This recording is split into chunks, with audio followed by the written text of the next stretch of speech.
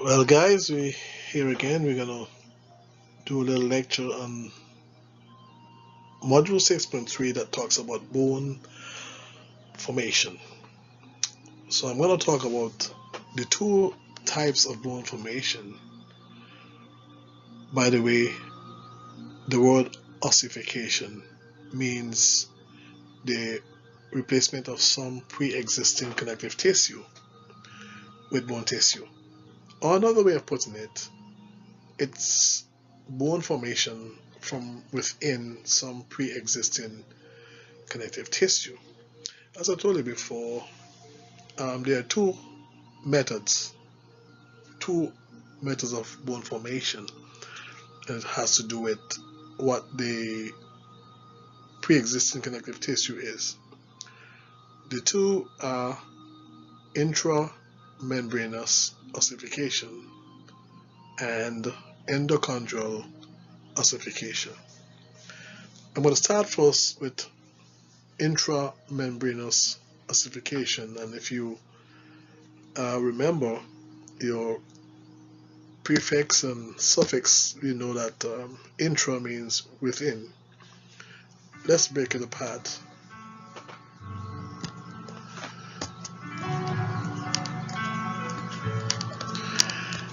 Intramembranous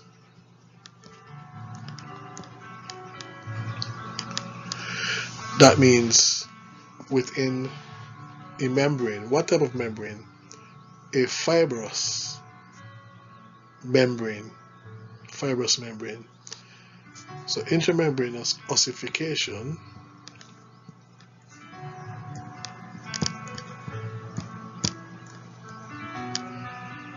that's bone formation from within a fibrous membrane system. Intramembranous ossification.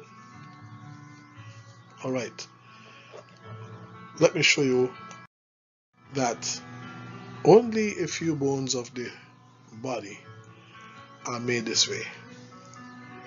And this diagram, I'm going to have to get a pointer here. This diagram up here shows the bones.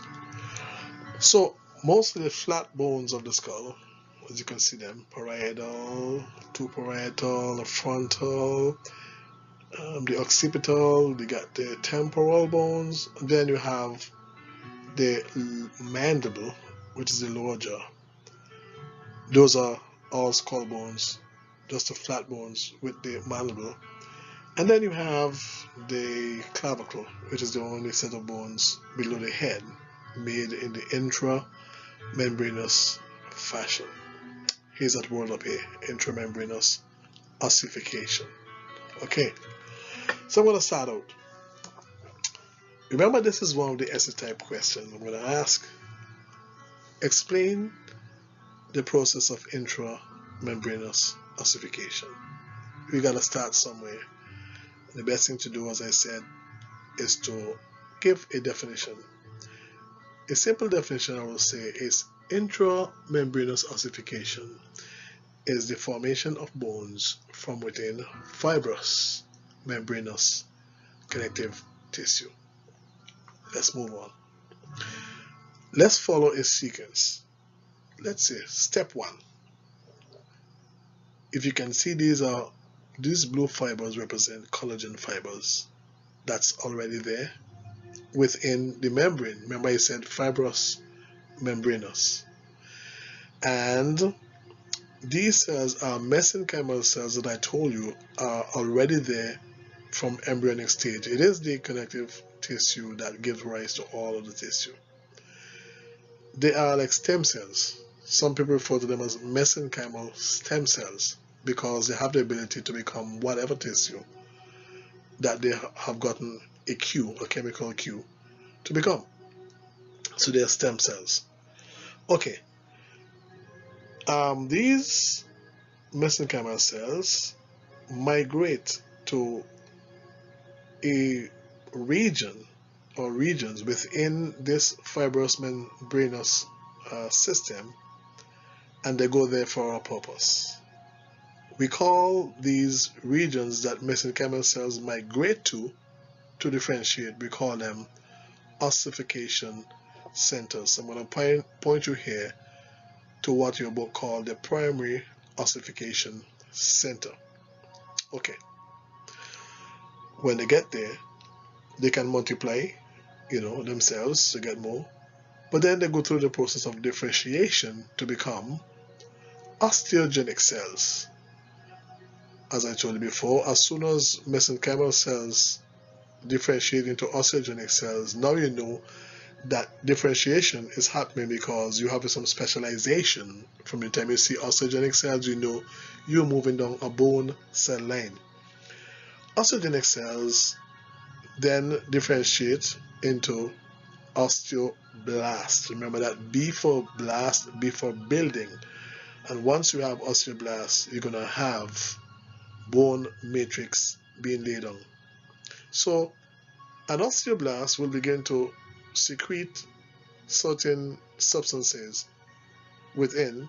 As a matter of fact, they have to extract these mineral salts and so on from your body fluids, from blood, to deposit it. But before that tissue is hardened, or we say calcified or mineralized, we call it osteoid. We call it an osteoid material because it's still soft. When it becomes calcified and hard, then it's actually bone matrix. So notice here, the osteoblast will lay down bone matrix around itself and forever be trapped in a lacuna. Okay, you can see these are actually osteocytes. They have already laid down this osteoid material, and they punch little canals throughout to connect with each other. We call these canaliculi. Remember that. And so these represents those perforations or little tunnels through the bone matrix, so that they can communicate and they can get nutrients and they can release their waste. And so, because they're going to live forever now as part of the bone matrix, and of course will become a permanent part of the bone matrix itself. So here is the ossification center, a little more advanced, with osteocytes trapped in lacuna, and you can see the osteoid material which will harden to become spongy bone. So in this case, spongy bone develops first before compact bone develops in the intramembranous sequence of events. Alright, let's move on to another slide here.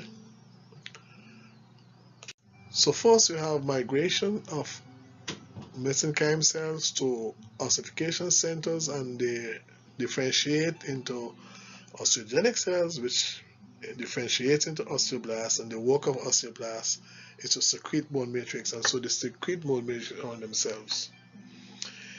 Now, the osteoid tends to be laid down in areas around blood vessels, because the spaces that are going to be in this spongy bone that will develop will be filled with red bone marrow. So the blood vessels are close by to supply that what we call hematopoietic tissue in there. Okay? Now in larger bones where you have several ossification centers, then they bridge each other, and they bridge each other with these things called spicules, which will become actually trabeculae. Alright?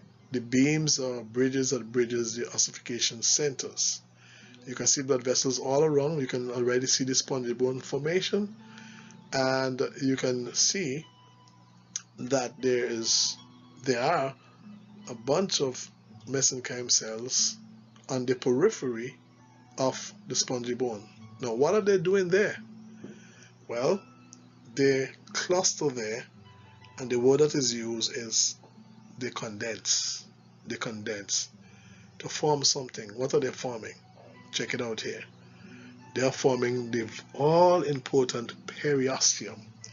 See, the periosteum has a fibrous outer layer, and a layer of osteogenic cells. Remember, the periosteum is composed of a fibrous layer and a layer of cells deep to the fiber. Notice that the periosteum is very vascular. Okay, the bone on the inside is going to receive up to 1/3 of the blood from this periosteum vascularization.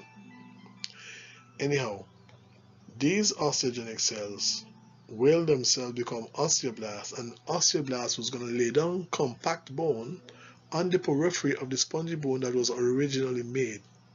So when that happens, then you can say intramembranous ossification is completed, because now you have the total bone, spongy bone on the inside and compact bone on the outside. Some histologists and some biologists, they will tell you that the spongy bone on the edge modifies into compact bone. Your book and others say it's actually the periosteum that lay down compact bone. We will deal with the latter, that the periosteum that was formed on the periphery of the spongy bone lay down compact bone, so you have the color of compact or dense bone, not color but collar, C-O-L-L-A-R, collar of compact bone on the periphery of the spongy bone. And so we have it, intramembranous ossification. We're going to move into endochondrial ossification. So, just before we do that, this slide summarizes everything. This is a combination of all the diagrams I was using as visual aid. So we start out, mesenchymal cells migrate to ossification centers, where they differentiate into osteogenic cells, which becomes osteoblasts. Osteoblasts begin laying down osteoid material around themselves, and that osteoid material, when totally calcified or mineralized, will harden in time to become spongy bone. These ossification centers can now bridge each other to form spongy bone, and the bridges become trabeculae with a lot of space in between. Blood vessels around which the osteoid was laid down supplies the red bone marrow that's going to fill the space of this spongy bone. Then you have the mesenchymal cells again, condenses on the outer periphery of the spongy bone, and the cellular layer, the cells of the periosteum, lay down compact bone on the surface of the spongy bone, and there you have the completion of bones in the intramembranous ossification manner. That's a summary. Endochondrial ossification. Well, let's take this apart. Endo meaning again inside, within. Chondrial means cartilage, as you know. All of the other bones of the body, except those bones that I've pointed out to you that are made in the intramembranous ossification way, all the other bones are made endochondrial. So you can safely say that the majority of bones are made in the endochondrial fashion, which is hyaline cartilage, of which our entire skeleton as fetuses were made. Hyaline cartilage was replaced with bones, except in some specific areas that I'm going to point out to you. Okay? So, for endochondrial ossification, we got to start somewhere. And we start with a cartilage model. A cartilage model. You see, that is the pre-existing connective tissue for endochondral ossification. So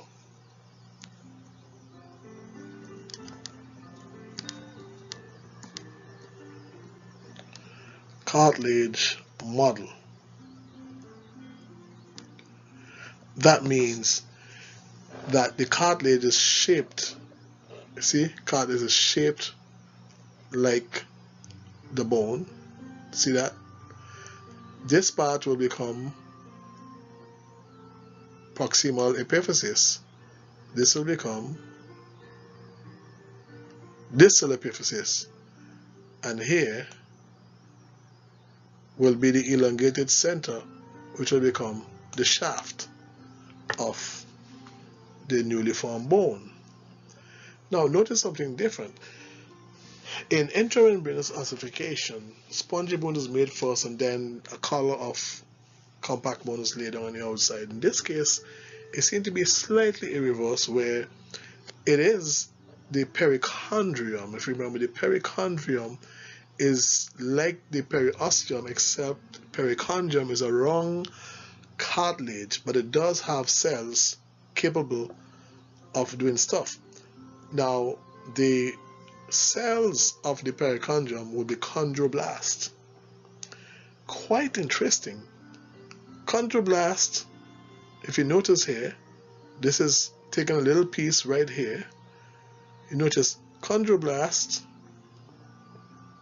you see, which is supposed to be fiber with chondroblast underneath, the perichondrium, which is supposed to be fiber with chondroblast under it. Here is the strange thing. Chondroblast literally, with chemical cues, is transformed. They are transformed into osteogenic cells, which becomes osteoblast. Chondroblast here, osteogenic cells here, osteoblast here.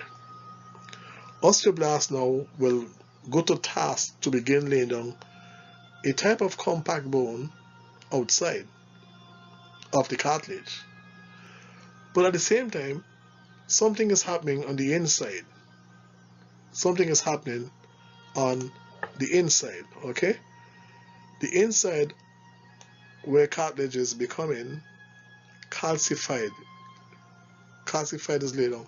Calcium is laid on within the cartilage, making it calcified cartilage. Well, that's going to kill the chondrocytes. Here's an example of a little piece where there's a dying chondrocyte here, all right, because of calcification. Eventually, the whole central core of what will become the shaft region of the bone is calcified dead chondrocytes. You see, remember that the perichondrium is very important for supplying blood to cartilage, because cartilage is avascular.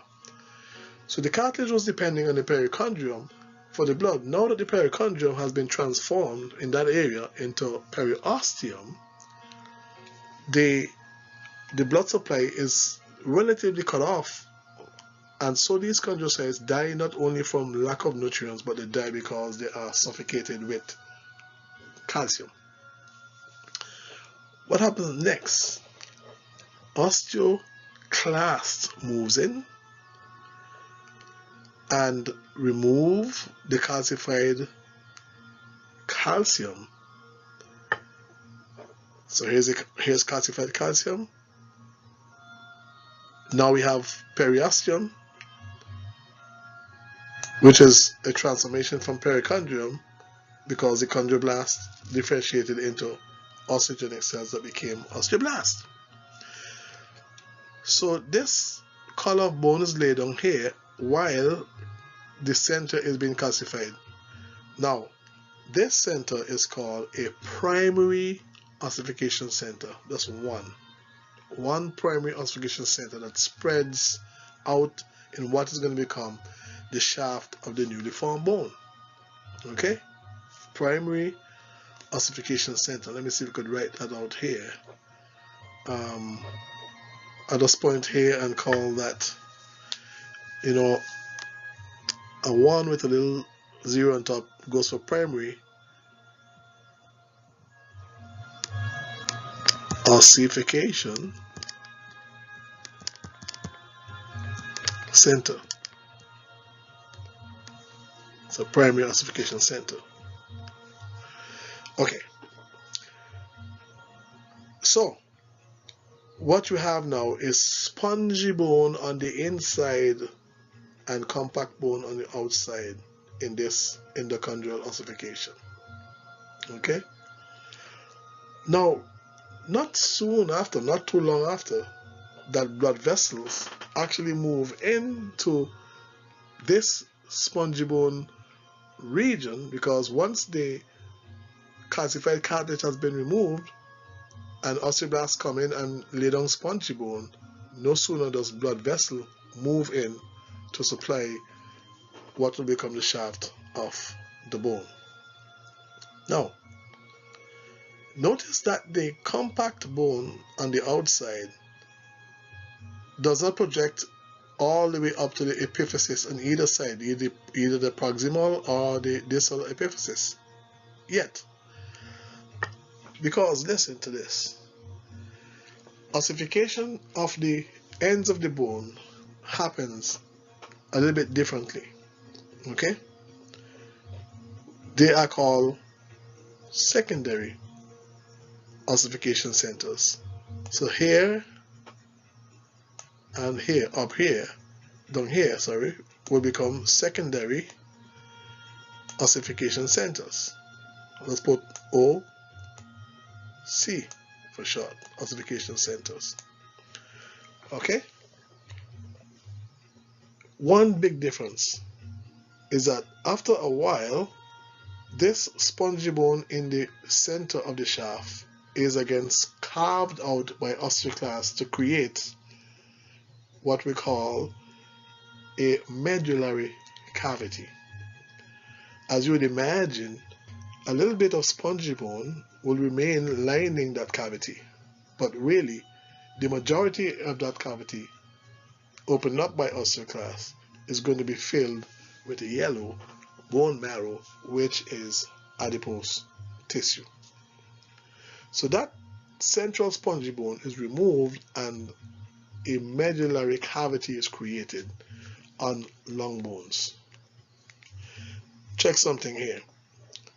In the epiphysis area of the long bones, no cavity is created. So that's a big difference. There's no cavity at the secondary ossification centers. Notice also that all the cartilage is not removed. Cartilage remains on the outer end of the bone, which is going to form articulation at joints.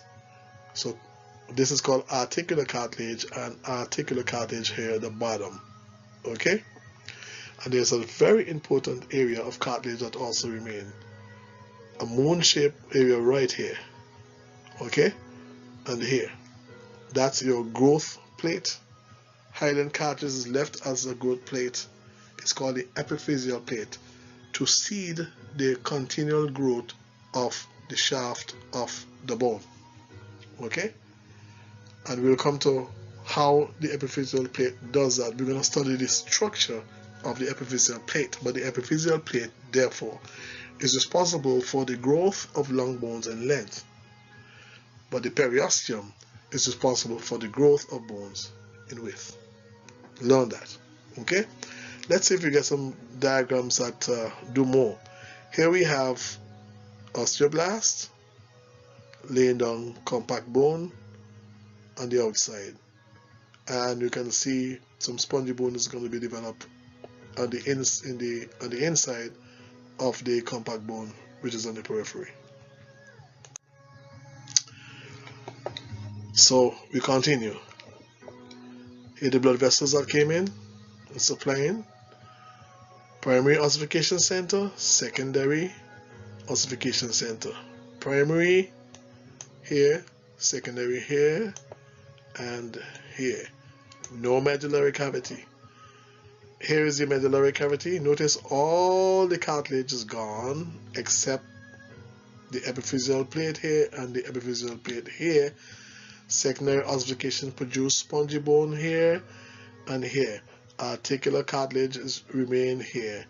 This spongy bone is going to be filled with red bone marrow. This medullary cavity is going to be filled with yellow bone marrow. And that, my friend, is endochondrial ossification. Study these diagrams carefully and follow through with the actual PowerPoint. You listen to these lectures to help you out. Okay? These are just more of the same, very labeled. Okay? Lastly, I'm going to show you that the long bones of our digits, our appendages, this is an X-ray picture showing you epiphyseal plate, epiphyseal plate, epiphyseal plate. You can see them here at the ends, okay, right here. So the bones of our fingers are long bones and they grow lengthwise. Actually, growth in length is called interstitial growth. INTERSTIT,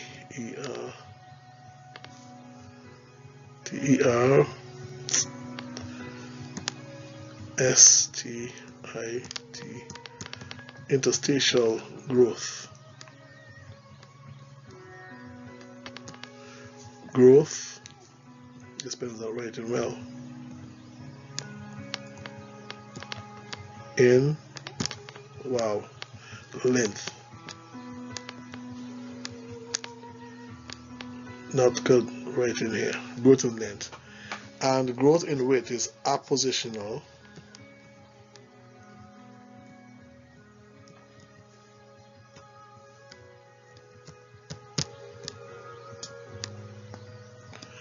Appositional growth.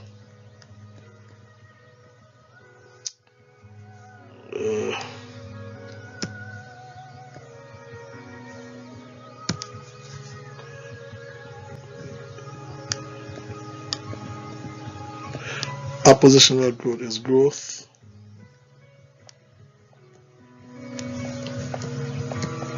in width.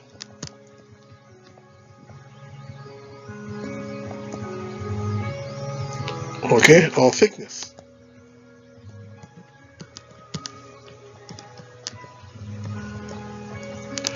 Growth in width or thickness.